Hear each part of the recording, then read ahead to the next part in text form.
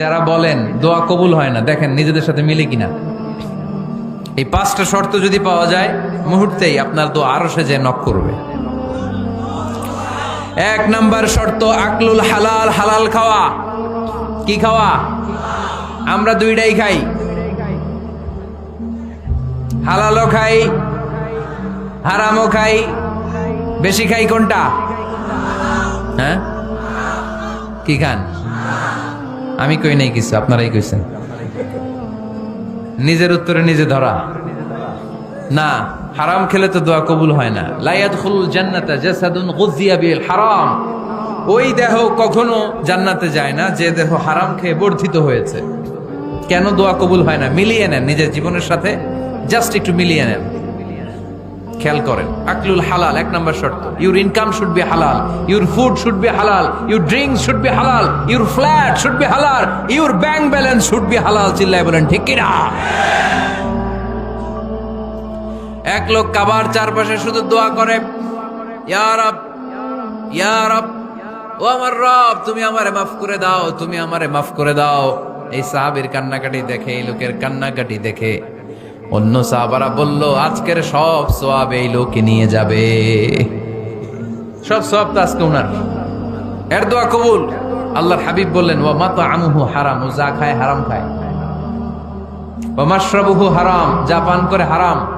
মালবাসুহু হারাম, তার dress up এটা হারাম টাকা থেকে আসে। ফা আন্না ইউস্তাজাবু লাহু, কেমন করে আল্লাহ ওর দোয়া কবুল করবে? আল্লাহ ঠেকা পড়ছে নাকি?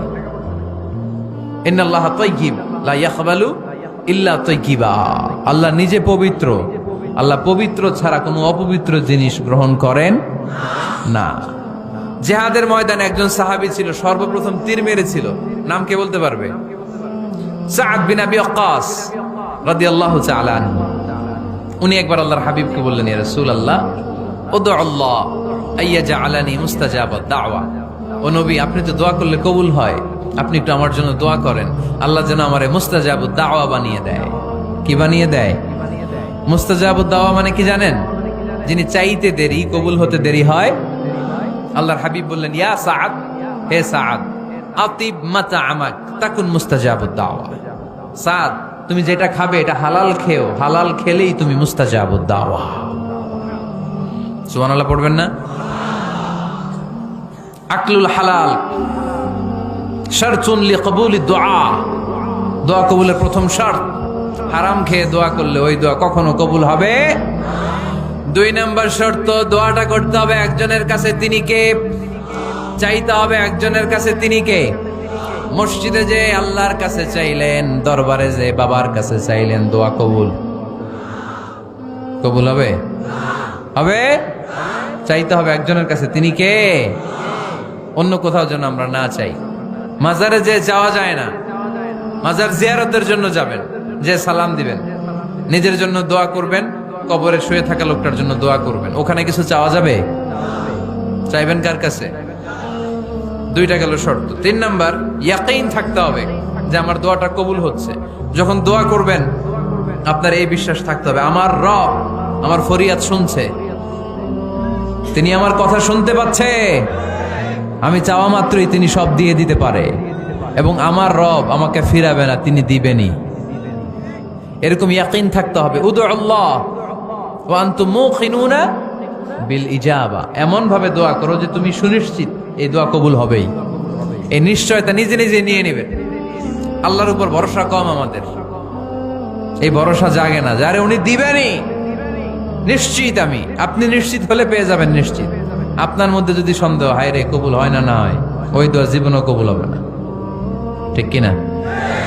চার নাম্বার শর্ত, সালাতু আলা রাসূলিল্লাহ, আল্লাহর হাবিব সাল্লাল্লাহু আলাইহি ওয়াসাল্লামের উপর দুরূদ পড়া। কুল্লু দুআ মাহজুব মাওকুফুন বাইনাস সামাই ওয়াল আরদ। আমরা যা দোয়া করি সব আকাশ জমিনের মাঝখানে পেন্ডিং হয়ে থাকে। মা লাম ইউসাল্লা আলাইহি, আল্লাহর হাবিব বললেন, যতক্ষণ না আমার উপর দুরূদ শরীফ পড়া হয়। আওয়াজ করে সবাই পড়েন, সাল্লাল্লাহু আলাইহি ওয়াসাল্লাম। আল্লাহর হাবিব সাল্লাল্লাহু আলাইহি সাল্লামের উপর দুরূদ না পড়লে ওই দোয়া কঠিন কালে আল্লাহ কবুল করেন। আকাশ জমিনের মাঝখানে পেন্ডিং। মেসেজ করেছেন আপনার বন্ধুকে, আপনার মোবাইলে টাকা নাই, মেসেজটা কি হয়ে থাকে? পেন্ডিং, তাই না? যখনই টাকা ঢুকাবেন সাথে সাথে সেন্ট, আপনার সব দোয়া পেন্ডিং হয়ে আছে আকাশ, আজকে দুরুদ করে দিবেন, সব সেন্ট মুআল্লাক, সব ঝুলে থাকে।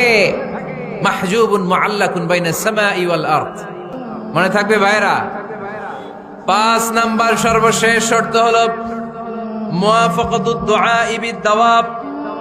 শুধু দোয়ায় কাজ হয় না, দোয়ার সাথে মাঝে মাঝে দাওয়ারও দরকার আছে না নাই? দোয়াও লাগবে, দাওয়াও লাগবে, ঠিক কিনা?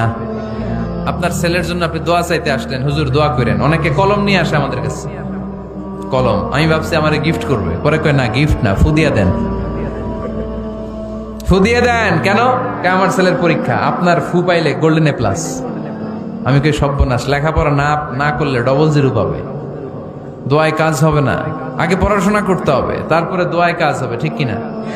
দোয়াটা ভ্যালিউ অ্যাড করে, ইট অ্যাডেড দ্য ভ্যালিউ।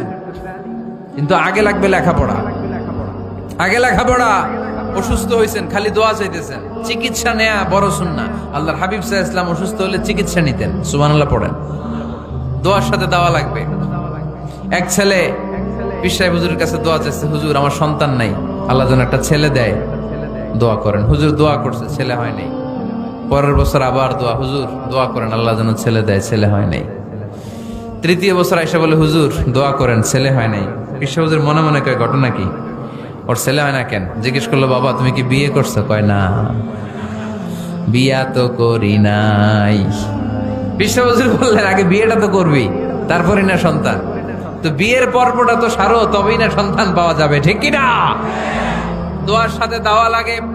আল্লাহর হাবিব সাল্লাল্লাহু আলাইহি ওয়াসাল্লামের আঙ্গুলে একবার বিচ্ছু পোকা কামড় দিল, প্রচন্ড ব্যথায় বিশ্বনবী কাতরাচ্ছেন, রেগে গেলেন আর বললেন, ও বিচ্ছু, মানুষও চিনোস না, নবীও চিনোস না, কোথায় কামড় দিবি, জায়গা পেলি না। কিন্তু বিশ্বনবী ব্যথা পাচ্ছেন। আম্মা জান আয়েশাকে বললেন, রাদিয়াল্লাহু তাআলা আনহাকে বললেন, লবণের পানি নিয়ে আসো, গরম দাও, ঢালো। উনি আরাম পাচ্ছেন, আর সূরা ইখলাস পড়ে ফু দিতে লাগলেন, ফাতিহা পড়ে ফু দিতে লাগলেন।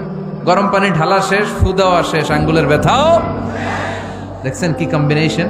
দোয়াও লাগে, সাথে সাথে কি লাগে? দাওয়াও লাগে। দোয়া আর দাওয়া দুইটার সমন্বয়ে আপনাকে সফলতা দিবে কে? সফলতা একজনই দেয়, তার নাম জোরে বলতে হবে, তিনি কে? ব্যবসা যদি মন্দা থাকে, ব্যবসায় সফল হতে চান, সফলতা এনে দিবে কে? বিসিএস পরীক্ষা দিচ্ছেন, রিটেনে পাশ করেন না, পাশ করায় দিবে কে? বিয়ের ব্যবস্থা হচ্ছে না, ব্যবস্থা করে দিতে পারে কে? পাসপোর্ট জমা দেয়া, হুজুর ভিসা লাগে না, হুজুর কিচ্ছু করতে পারবে না, করতে পারে একজন, চিল্লায় বলেন তিনি কে? এজন্য বিপদে আপদে সব সময় আমরা ভরসা রাখবো আমাদের আল্লাহ রাব্বুল ইজ্জা ওয়াল জালালের উপর। আল্লাহর কাছে আমরা বেশি বেশি চাইবো। আল্লাহ ছাড়া কারো দরবারে আমরা হাত পাতি না, চিল্লায় বলেন ঠিক কি না? আমরা ফকির একজনের দরবারে, ঘাটে ঘাটে আমরা ফকির হইতে রাজি না, আমরা একজনের দরবারে ফকির। দরবারটা কার? দোয়া একটা শিল্প। যে টিপস গুলো শিখাইলাম আজকে, এগুলোর আলোকে আমরা যেন দোয়াটাকে আত্মস্থ করতে শিখি, যাতে দোয়া করার সাথে সাথে এই দোয়া আরো সে কবুল হয়ে যায়। আল্লাহ আমাদের সবাইকে কথাগুলো বুঝা আরো আমল করার তৌফিক দান করো।